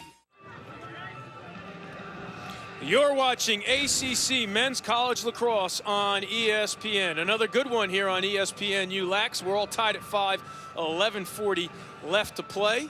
Good crowd on hand once again at our Lotta Stadium. Somewhat of a surprising score with Virginia coming in with a 3-4 record to take on number 2. But this year there are no surprises in college lacrosse. And tonight, after the NCAA Wrestling Championship matches, keep it locked into ESPN for Sports Center at Night with Lisa Kearney and Kevin Connors. Sports Center at Night tonight on ESPN and streaming live on Watch ESPN and the ESPN app. You know, Lisa Kearney's rooting for the Cavs. Her husband was a tremendous athlete at Virginia, and right now both goalies playing well in this one. You look at Matt Barrett, I think he's a story because defensively, Virginia came in struggling. Matt Barrett saving only around 40% of his shots, and he stepped up. I think the junior's played his best game of this season so far. The Notre Dame midfielders have nothing to shoot at when they've been sweeping down the alleys. He's been stoning them up front. And we saw that last save against Carl Walrath, too, when he came from behind. Matt Barrett was such a bright spot as a sophomore. And then coming into the season, he was mentioned amongst the elite and has struggled. But today, he's been brilliant. His season did not end on a positive note as he was shelled by Johns Hopkins in that NCAA tournament loss. You wonder if that did anything to his confidence coming back here for his junior year. But if it did, he's gained it here against the number 2 team in the country. So a bit of a surprise midfield unit out of the timeout. Pierre Byrne, Kyle Trolley, and Ben Pridemore. Although obviously plenty of lacrosse left to be played. This is Byrne being guarded by Jack Falk. You know, so much of watching goalies too, Eamon, is where are these shots coming from? You look at his statistics right away. Oh, Barrett's struggling, but if you watch him on tape, a lot of the opponent's shots are right on the doorstep with a ton of net to shoot at. Wynn runs right into a double team, so another turnover forced by the Virginia defense, but can they clear it? So far, not very efficient, but now picked up by Falk, and he's got a step to Howard, and he'll touch it up in the box. Not yet, but DeMario will. So a good team defense stop as Wynn ran right into that double team from the pass. Now Byrne's still out there on defense along with Trolley, although Howard will come off. So Byrne's going to have to guard Caholen. And they come off Williams, but he doesn't pull the trigger this time. So you got two offensive midfielders out there with Krantz, a freshman. Mark Van Arsdale, what does he draw? What play does he call for Fish, Williams, and Caholen? This is your top midfield line against guys who are not used to playing in crunch time. Trolley on the ball. Fish with a nice move, gets inside. Again, Virginia looking to stop a 3-game losing streak to Notre Dame that started in the 2012 quarterfinals at PPL Park. Now Pinnell being guarded by Byrne, and he'll take advantage of that. That is a matchup nightmare for Notre Dame. You get the sense, Eamon, when you look back at 2016, if Virginia can get a win on the road against Notre Dame, so much riding on this contest. They don't have that early season signature win. And James Pinnell tore his ACL a season ago. Looks like he's got some pep in the step. And when we talked to Dom Starsia this week, they were relying on him to create more offense from behind, from the attack position, to take pressure off some of those off-ball guys like DeMario. But James Pinnell shows you his versatility, known as a right-handed wing shooter there. He beats Byrne off the dribble.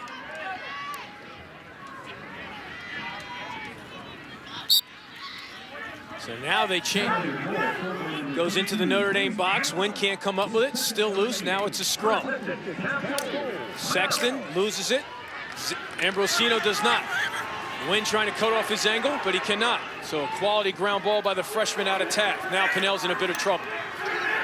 Pinnell, a quality all-around athlete, a tremendous running back in football, runs to daylight. Finds space as an attackman when you help out in that clear. You're getting converged by a couple defenders there. Run to the middle of the field. Heads up play by 32 in blue. Now you look at the body language. It's Virginia playing with confidence, fired up, excited, with the ball and the lead on the road. And that was a tremendous ground ball by the rookie Ambrosino there off the faceoff. So Williams gets the pole, Sexton. Shantz on Emmer.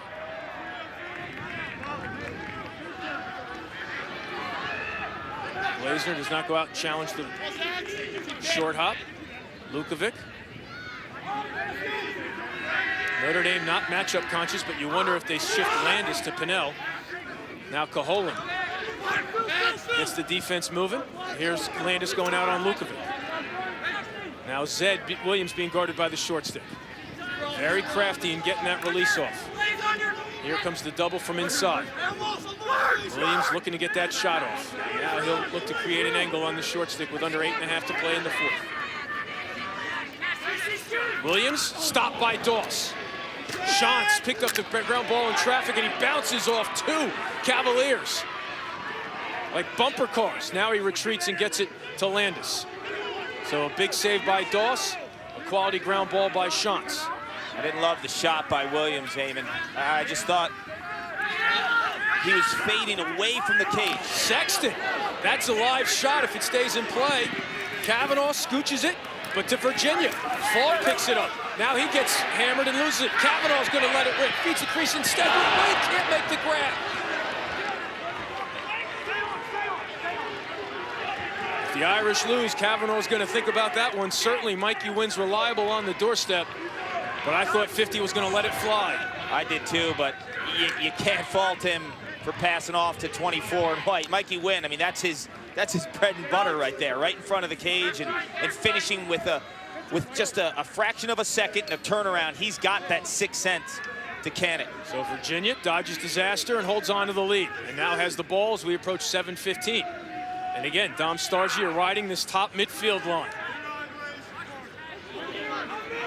He's going to go to the invert with Fish being guarded by Collins.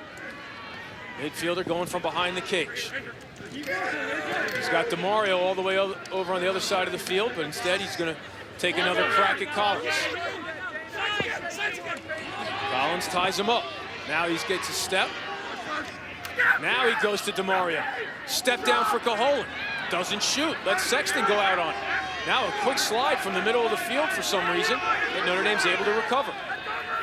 Now Williams looking to get to the middle of the field. Throws it away. Don't know if that's what Coach Starsia was looking for there. I know his man was open, but behind the back with the lead, I don't know, Clark. I'm a huge fan of a behind-the-back pass or shot, but it's when defensive pressure, you're getting the stick check on your top side and you flick it. Right there, I think he could have thrown that pass. Overhand. No one's open for Doss. Sooner or later, he's going to have to throw it to somebody. That's not going to help you make the clear. Notre Dame getting closer and closer to turning it over. And they do. Failure to advance. This is going to be a quick restart. The Irish are going to have to retreat. But Virginia in no rush. And once again, Dom Starsia going back to that first midfield line. Well, I think Starsia knows that this isn't a game that the midfielders are gassed. I mean, Zed Williams had 1 or 2 runs where he was up and back. He's got the stamina. The way that Virginia is going to get an opportunity here is if they could find a seam for that skip pass. It's been open. Now, the level of difficulty on a skip pass is high.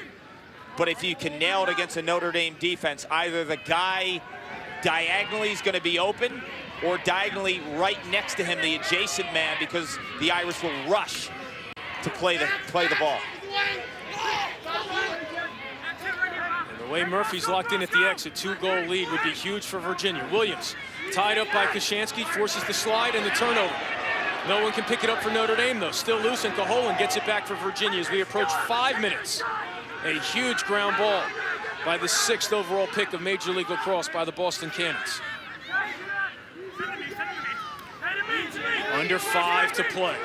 A huge possession in this game, and they put the shot clock on Virginia.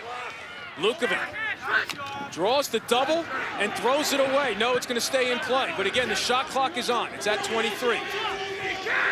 Williams gets the short stick. He'll attack this. Gets underneath. Swims through the double. And that's going to wipe off the shot clock as Doss got a piece. Doesn't matter. Doss picks it up. It did not actually wipe out the shot clock. Now you got to get it to Collins wide open in the middle of the field. And he does. Does Kevin Corrigan take a timeout here?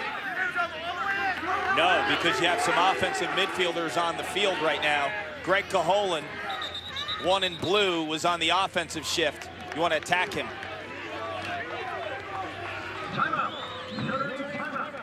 Apparently not. Maybe he didn't like who he had out there, and he knows that his last couple of possessions have not been crisp. 4:16 left to play.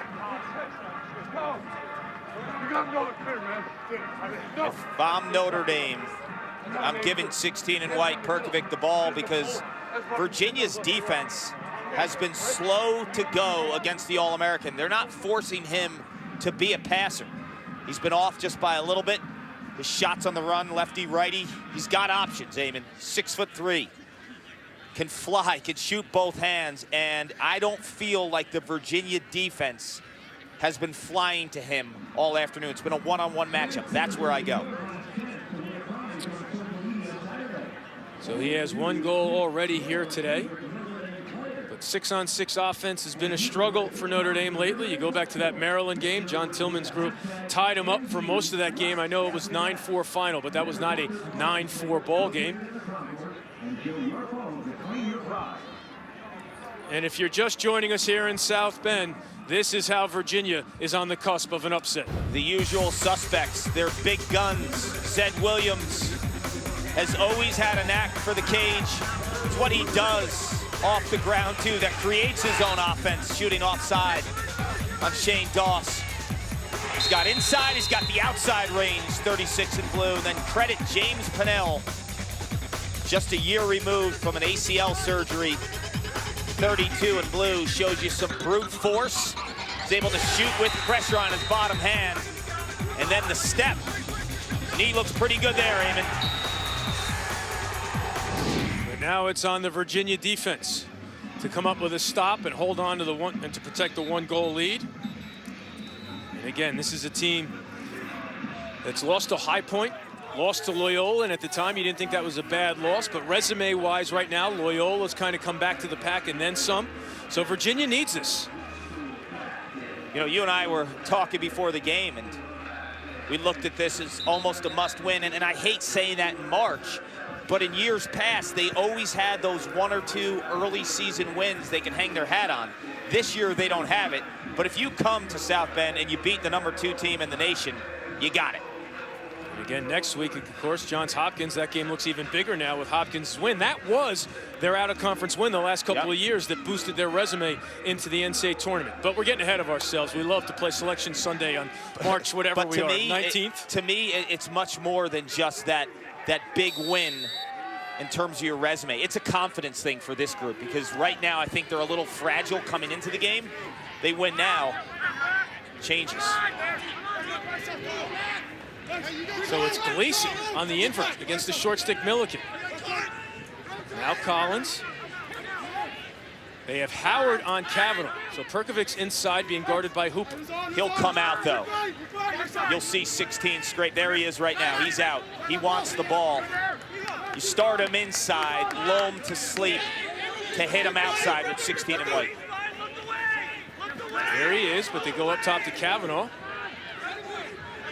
Now Collins being guarded by the short stick. Draws 2. Kavanaugh gets it back. He'll shoot high, but they have to back up. 3:37 left. So again, Brendan Gleason getting a run in crunch time here with Lubawicki, Wynn, Kavanaugh, Collins, and Perkovic. Andersino challenging Lubawicki. Now Brosco through the box for Gleason. Brosco looking to draw the slide. They're not going. Who's going to beat their man here for Notre Dame? McNamara goes out on Collins. Collins down the alley, back to Kavanaugh. He shoots too high, but they're there for the backup. That was actually wide and off the mark. Good two-man game there. Surprised they came off Kavanaugh so easily. Now Wynn going to work on Hooper. Here's Perkovic working the two-man game with Brosco. Kavanaugh, tough angle, off the mark. You hear the Virginia bench asking for a moving pick. So take a close look at the inside game of the Irish. Under 3 minutes to play. The #2 team in the country coming off its first loss of the season, down by 1 with the ball. Collins taking a long run at McNamara, now gives it up to Lubawicki. Lubawicki goes away from the pick.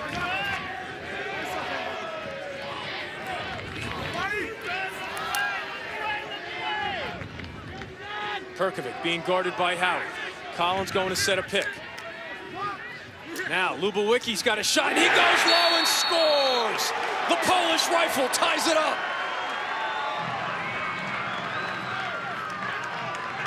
Known as an extra man specialist. And he's been money from this spot when his team has a man advantage. Kevin Corrigan looks for Lubawicki, 18 in white. So much attention to Kavanaugh inside, 50 in white. It gives Lubawicki that soft spot, and that's his money spot as well. Probably the biggest goal of his career for the senior right there, Eddie Lubawicki. His dad played the sport in college, started at Florida State before going to Rutgers. I said, how do you go from Tallahassee to Piscataway? But better delis, better pizza. All right, always sticking up for the Rutgers, but I'm sure his dad pretty pumped after seeing that goal. Now a huge face-off, and Murphy pushes it forward. Sexton giving chase, but Murphy gets it for the Cavaliers. Now does Dom Starsia take his final timeout. Thing with Notre Dame, and we've been following them for a while, they are never dead. I'm surprised they didn't double pole that face-off. That was a key last week in the run to get back in the Denver game.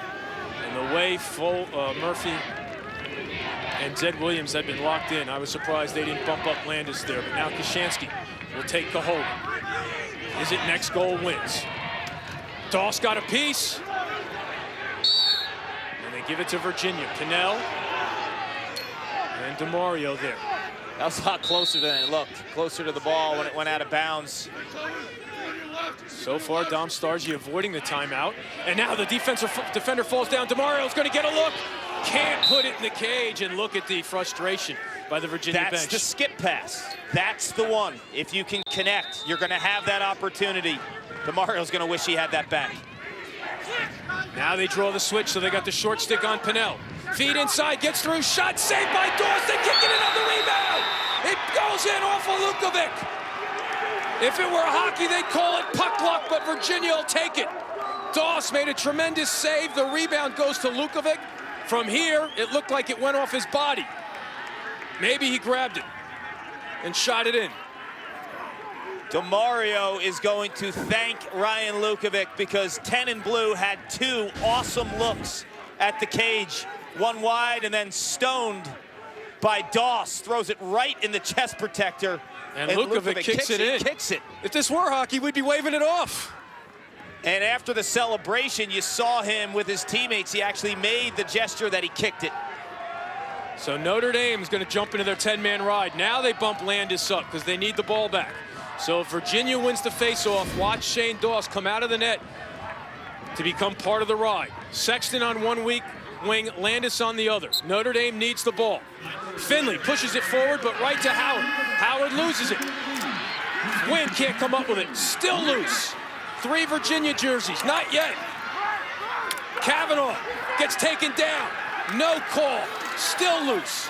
Kevin Corrigan waiting for any kind of possession to take a timeout. What's the call? He gets the timeout. Virginia wants a push, Notre Dame gets the possession. 64 seconds left, Irish need the equalizer.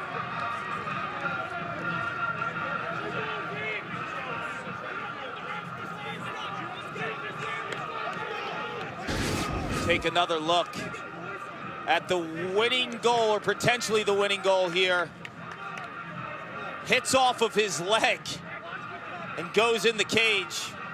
I mean, you will rarely see this. One day Ryan Lukovic will tell his grandchildren, I scored the winning goal against Notre Dame.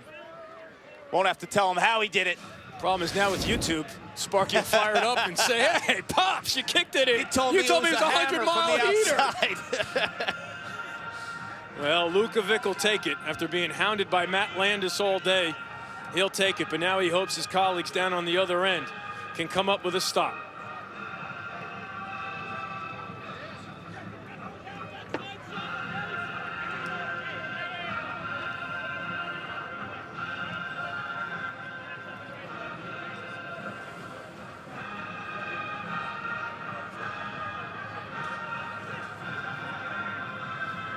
Look at right now, Kevin Corrigan offensively. You know, it's been a struggle against Matt Barrett in this defense from a half-field standpoint. There's a couple things I've seen, though, where there are opportunities on the offensive zone. One is Kavanaugh inside. And I think 50 and White is really crafty where he's getting those opportunities coming off of picks. I would not be surprised to see 16 and White, Perkovic, start with the ball, get the defense to slide, not initially throw it inside the Kavanaugh, but a couple passes away, then look for 50. I think they have something inside against this defense. We retreated to bonus lacrosse in our first ball game today as Johns Hopkins rallied to upset Syracuse and hand the Orange their first loss of the season.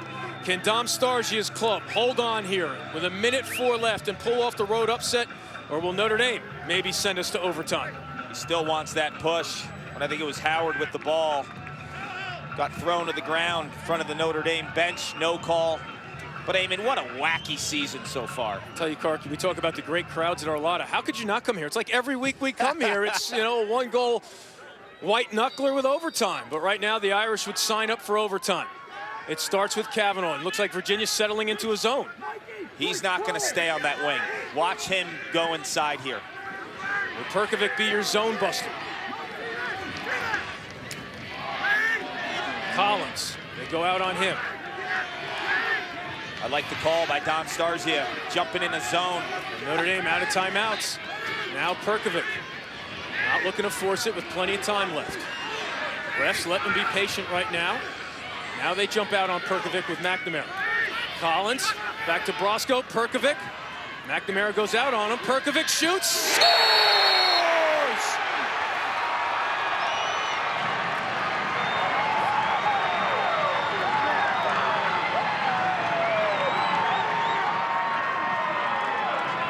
When you're a first-team All-American and there's 23 seconds left on the clock, give me the ball. And Sergio Perkovic is an alpha male midfielder in college lacrosse, and he knows, zone or not, Eamon, you gotta get the defense to spin here. You have to attack it. You still dodge a zone. Get them guessing whether they're gonna pass through here. The Virginia defense doesn't pass through, gives him the top side and more cage to shoot at. The Irish celebrate. We're all tied up.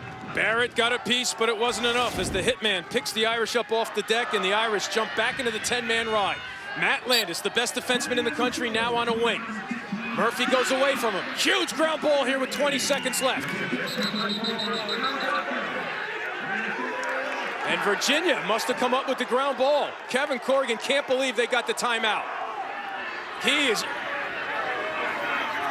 losing it. Now we're very far away from where that ground ball was. I did not see a possession. I think we're gonna get a look at this.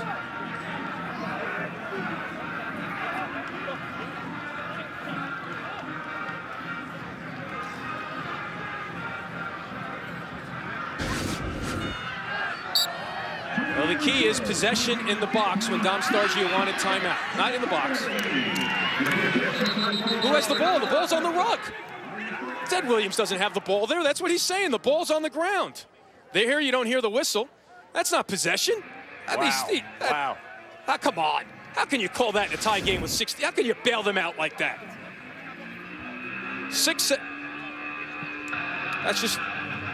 just a poor call.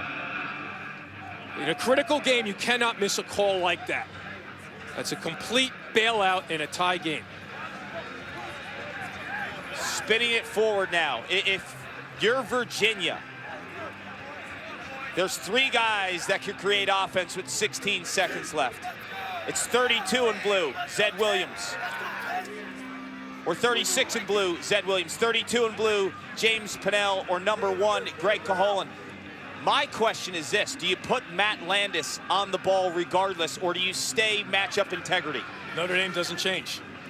That's what every coach we talk to every week says. Notre Dame doesn't change. Because with 16 seconds, you know there's a dodge here, and Notre Dame So where would rarely you put goes Landis zone. on the ball? You'd put him on Zed Williams. I'd put Landis on the ball because I think the guy with the ball with 16 seconds left is going to initiate. There'll be some kind of pick play inside, but the guy with the ball will primarily be thinking offense. And look who's on the ball. There he is. They broke code. Defensive coordinator Paul Carcaterra comes up with it. He's a midfielder. They broke code. Now under 10. Pennell's going to have to create. 6. And he will not connect. And Lukovic can add to his ground ball total, but that's it. So Notre Dame comes up with the stop, courtesy of Paul Carcaterra's defense. Hey, I said they broke code, but I love the call. I would have done the same exact thing. You have the defender of the year in Matt Landis. There's 16 seconds left. Where that ball starts, offensively, you're thinking, see what you can do, create, and then you have some kind of play inside. So the Irish, coming off a loss in overtime to Denver, treats their home fans here at Arlotta to bonus lacrosse once again. We had bonus lacrosse at Homewood. And now bonus lacrosse here in South Bend. How did it happen if you're just joining us? Bit of a fluke goal for UVA. What looked like the winner, James Pennell, to a streaking DeMario. Shoots it right at the chest protector, then off the leg of Ryan Lukovic. But then it's your first team All-American, your gunslinger, the guy who loves the clutch, Eamon. We saw him in the Final Four the last 2 years as a freshman and sophomore. When you have that kind of street cred with your teammates amongst the game of lacrosse, you know he wants to make a play. So both teams have an overtime loss on their resume. Virginia losing the high point in overtime. And of course, first team to score goes home the winner. They get an extra timeout. And of course, it starts with the face-off. So does Notre Dame go back to the 10-man ride with Landis on the wing? It looks like they will. Perkovic will start in the box at attack. And there are 4 future lacrosse players, big-time lacrosse fans. It doesn't get any better than that. You come to Notre Dame and you get treated to a tremendous game by 2 of the best programs in the country. What a night. You know, we look at the 2 polls for Notre Dame here. Sexton 46 in white, and then Matt Landis 43. Virginia can answer that as well with their wing play has been phenomenal. Zed Williams on one wing and then Howard on the other. Well, this is big-time matchup. Well, as we saw last week, the wing play almost doesn't come into play on the first ground ball. It's after you pick it up. Exactly. That's when they force the transition. Murphy's already won 14 faceoffs today in his individual battle against Finley.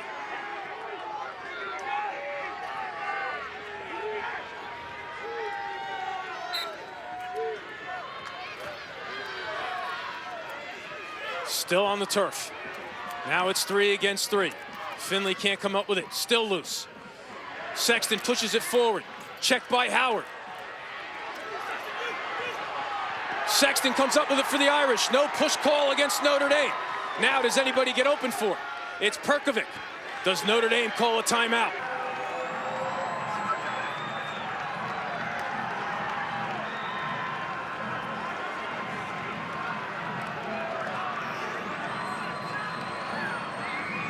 Ball is gassed, but Matt Barrett doesn't have a clean look at it. What a ground ball by Sexton to get it to Perkovic.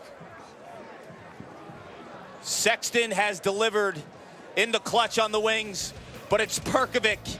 And the myth of Sergio Perkovic in big moments continues to grow.